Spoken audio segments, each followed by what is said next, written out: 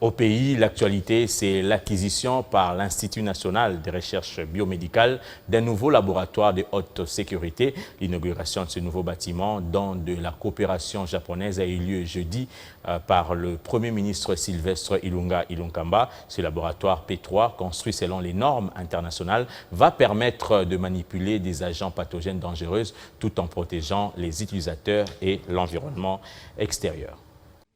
Des mains du ministre des Infrastructures à celui du ministre de la Santé, le professeur Jean-Jacques Muyembe a reçu officiellement les clés du nouveau bâtiment haute sécurité de l'Institut national des recherches biomédicales.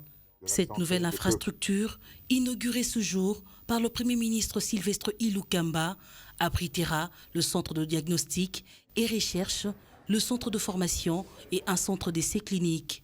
Son centre de diagnostic et recherche est doté d'un laboratoire de niveau P3 qui va permettre de manipuler les agents pathogènes dangereux tout en protégeant les utilisateurs et l'environnement extérieur.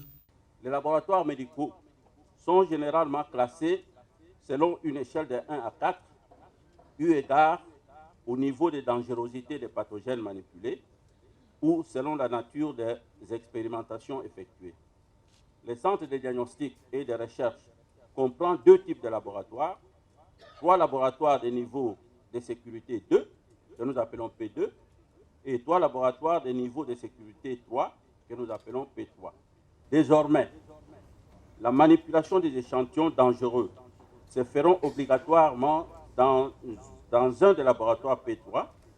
Le professeur Muyembe confirme que grâce au laboratoire P3, le pays a la possibilité de diagnostiquer le coronavirus si un cas suspect surgissait. Nous sommes capables maintenant de diagnostiquer, de confirmer que le coronavirus circule ici chez nous ou bien ne circule pas.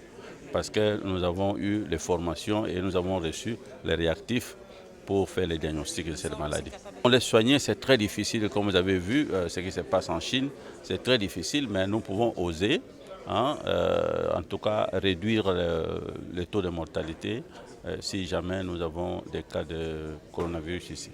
Fier de cet édifice, le ministre de la Santé publique s'engage à veiller sur son utilisation rationnelle car il va permettre à la RDC de faire face à toutes les maladies émergentes. Je prends l'engagement solennel de veiller à l'utilisation rationnelle et appropriée de ce don.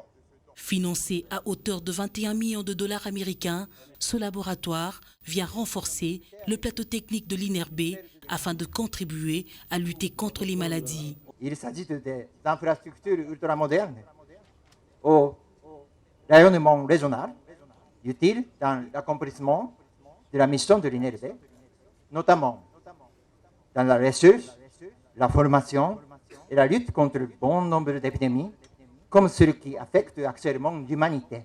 Ce bâtiment comprend également une salle de formation avec 2 salles de conférence et un auditorium. Grâce à cette infrastructure, l'INRB deviendra un aimant qui attire les chercheurs africains et d'ailleurs à Kinshasa.